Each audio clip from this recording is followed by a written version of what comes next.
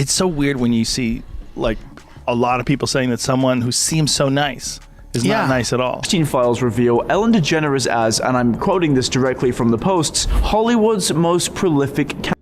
Just imagine a 3-year-old drawing art, and that's all over. If there's any kind of, not major surgery, but we'll do surgery on this table. Joe Rogan is a man who rarely gets rattled. Day after day, he sits across from investigative journalists, dark web researchers, elite fighters, and people who have spent years swimming in the darkest corners of human history without so much as flinching. Yet when a guest brought up a series of unverified, highly unusual visual details connected to Ellen DeGeneres' former set design and personal estate, the energetic flow of the podcast hit a sudden wall of silence. The host, known for probing every wild theory to its logical extreme, appeared genuinely taken aback as images were displayed on screen. What was presented on that episode opened up a rabbit hole that millions of viewers are still trying to unpack today, raising questions about what was hiding in plain sight behind one of the most successful empires in daytime television history. For 19 consecutive years, Ellen DeGeneres was regarded as the undisputed queen of daytime entertainment. Her signature slogan was a simple plea for everyone to be kind to one another, a message backed by billions of TV impressions, thousands of celebrity interviews, and hundreds of millions of dollars in corporate sponsorships. But beneath the pristine pastel-colored lighting of her soundstage, a very different narrative was taking shape. When allegations of a toxic workplace culture surfaced in 2020, followed shortly after by former staffers coming forward, with stories of fear-based management, the carefully constructed public persona began to crack. As public perception shifted, internet researchers and viewers began auditing years of old footage, looking past the studio applause to examine details that had previously been dismissed as harmless background decor or quirky comedy bits. I remember in our previous show talking about Ellen, she was like the most ravenous person of this jerky or whatever that The conversation on Rogan's podcast took an unexpected turn when the discussion shifted toward architectural similarities between major Hollywood sets and infamous luxury estates. During the recorded session, Rogan and his guest analyzed side-by-side visual comparisons between the set background of Ellen's talk show and structural elements associated with high-profile global figures who later faced criminal investigations, including Jeffrey Epstein's private island estate. While skeptics argue that modern set design often relies on classical architectural motifs like columns, arches, and specific color palettes purely by coincidence, the visual overlap displayed during the broadcast left Rogan visibly uncomfortable. A man who typically pushes back against wild speculation found himself pausing, asking his producer to double-check the imagery, and quietly taking in the uncanny similarities appearing on the monitors. Have you seen Ellen DeGeneres' house art? No. The art in her houses, it's like this, like 3-year-old drawings, like tons of them. Just imagine a 3-year-old drawing art, and that's all over. This moment resonated across social media because it intersected with a broader wave of public interest in unsealed court documents, flight logs, and high society contact lists. Over the past several years, the public release of investigative files connected to international trafficking syndicates revealed a web of contacts that spanned royalty, political figures, and top-tier Hollywood personalities. I turned it down because I realized that I don't live in the White House. So, although you told me that you can't get the temperature cold enough, I told you I like it really, really cold in there, and you said you can't open the windows. They're all bulletproof. Really? Yeah. No. Not fun. While Ellen's name has appeared in public discourse surrounding elite social circles, legal analysts consistently emphasize that presence in contact databases or social events does not equate to illegal activity or wrongdoing. Nevertheless, when combined with her sudden retreat from public life and relocation abroad after her show concluded, online audiences began linking disparate events together to form a much larger narrative about the inner workings of elite celebrity networks. The scrutiny did not stop at set design. It quickly spread to memorable live television moments that took on an entirely different tone in hindsight. During the 2014 Academy Awards, which Ellen hosted to massive critical acclaim, she famously ordered delivery pizza to the front row of the Dolby Theater. At the time, millions of viewers laughed as she walked through the audience of A-list stars, asking figures like Harvey Weinstein and Kevin Spacey to put cash into Pharrell Williams' oversized hat to pay the delivery driver. Because I have this crazy idea that I will order pizza. And so if I do, I don't want it to go to waste. Who will eat pizza if I... Jennifer? Yes? Harrison? What do you have, Harvey? 200? 200. That's a Is that start. cover it? That's Oh, a it's a start. start. Where's Harvey Weinstein? Harvey. Marty, you said you wanted some. Jonas? All right. Some people need no introduction. In 2014, it was celebrated as a masterclass in relatable, unscripted live television. Today, however, after both figures became central points in massive industry-wide reckonings, conspiracy theorists and media critics view that exact moment with intense skepticism, interpreting the playful interaction as an instance of dark industry subtext operating right in front of a global audience. Online sleuths extended their focus from her television studio directly into her personal residences. Over the years, architectural magazines and video walkthroughs had offered fans an intimate look inside Ellen's multi-million-dollar home portfolio. Viewers began re-examining these videos, focusing on the specific artwork displayed on her walls. Multiple commentators pointed out paintings featuring bizarre, childlike, or darkly surreal imagery that some online communities labeled as ritualistic or unsettling.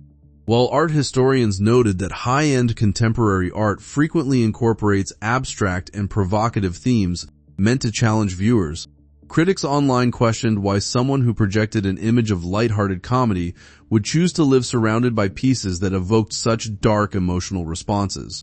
Perhaps the most viral clip to resurface involved a moment from a casual home video tour where Ellen walked through her custom dining room and kitchen area, gesturing toward a large wooden table in the center of the room. She casually remarked that while major operations weren't performed there, minor medical procedures and minor surgeries had actually been performed directly on that exact table, even referencing an appendectomy. This is the dining room and kitchen. If there's any kind of, not major surgery, but we'll do surgery on this table. I guess the biggest thing we've done really is appendectomy. To casual observers, the comment was framed as a classic piece of dry, deadpan sarcasm characteristic of her stand-up comedy style. But to an audience already viewing her through a lens of deep suspicion, the offhand remark was taken literally, triggering weeks of viral debates, forum threads, and speculative breakdown videos analyzing what really went on behind closed doors in Montecito. This growing skepticism was further reinforced by Rogan's own critique of her behavior toward guests on her broadcast. Rogan highlighted a specific news segment from her show where Ellen covered a tragic real-world event using a physical pointer, specifically describing it as looking like a car antenna, to direct guests through a cold, step-by-step diagram of how events unfolded.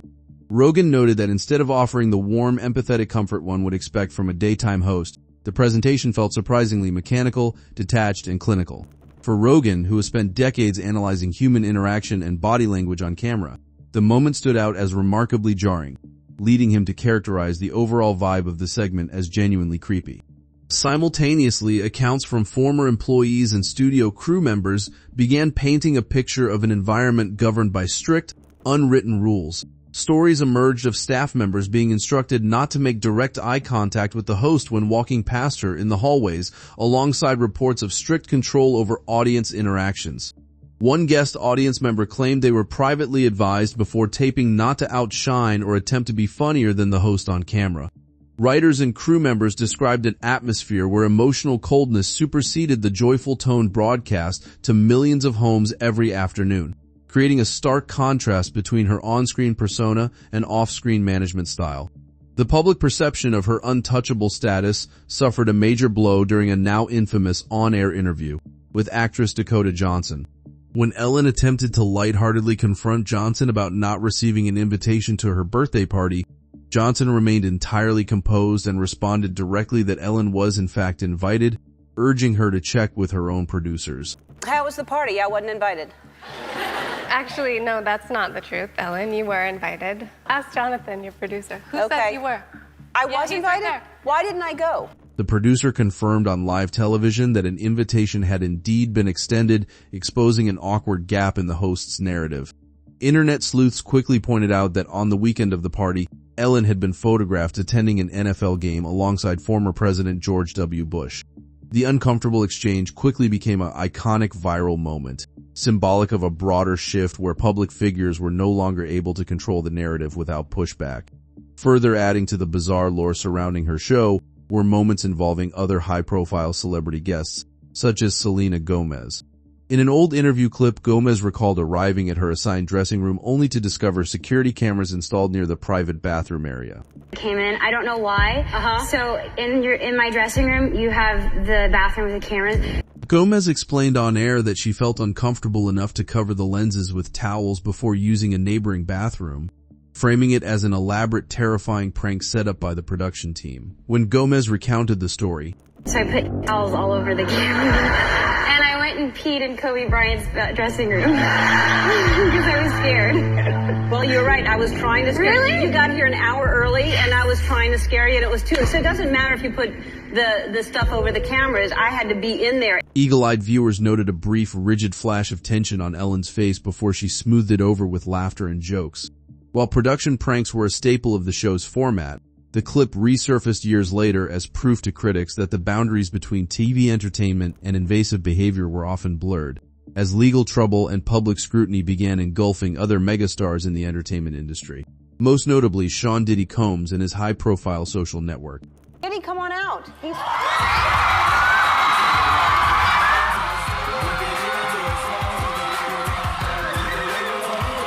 Internet researchers once again scoured historical footage for overlap. Over the decades, virtually every major figure in hip-hop, pop culture, and high society had crossed paths on daytime talk shows and red carpets. The growing legal cases surrounding figures like Diddy ignited fresh speculation regarding the broader culture of elite Hollywood parties, non-disclosure agreements, and secret gatherings. While public records show no direct legal links tying Ellen to the criminal indictments surrounding other industry moguls, the sheer volume of overlapping social circles fueled an appetite for investigative breakdown videos online. When all of these elements are viewed together, the uncanny set design comparisons, the dark artistic choices, the bizarre offhand comments about home medical procedures, the uncomfortable guest interactions, and the stories from former staff, it becomes clear why this topic has sustained massive interest across YouTube and social platforms. The story represents a dramatic shift in how modern audiences consume celebrity media. The era of unquestioned celebrity worship has given way to an era of intense digital auditing, where every frame of past footage is archived, analyzed, and recontextualized. Whether these details represent a series of misunderstood jokes and strange artistic tastes, or point towards something deeper within high society culture, the fascination surrounding Ellen DeGeneres' fall from grace remains one of the most compelling media mysteries of the digital age.